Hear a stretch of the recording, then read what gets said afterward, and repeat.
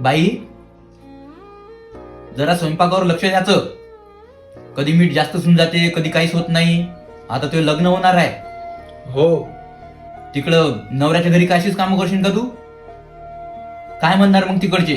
तुलेच म्हणणार ना की हिच्या मायबापानं काही शिकवलंच नाही म्हणून. बरोबर काम करत जाय बाई. हो.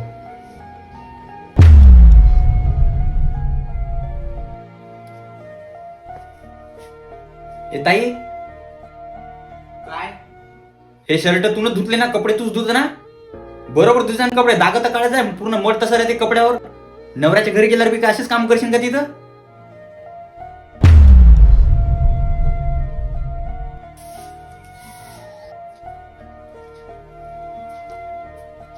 अगं काय ग, कशी झाडू मारतेस तू? बघ ना, समोर समोर झाडू मारत चालली आणि मागे कचरा तसाच चालला. बरोबर झाडू मारत जा ग. हो.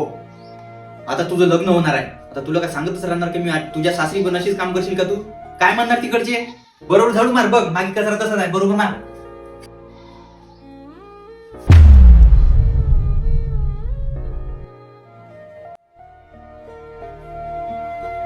आता असं वाटत आहे की माझ्याच या घरात माझ्याकडे आता जास्त दिवस राहिले नाही आहे.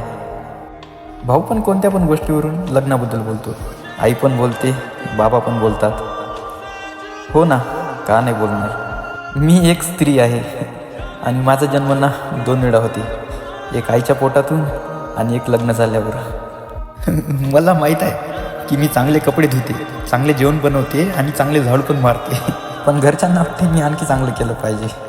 हा पहिला जन्म ना मी खूप चांगला हसत खेळत जगली आणि आता लग्न, माझा दुसरा जन्म.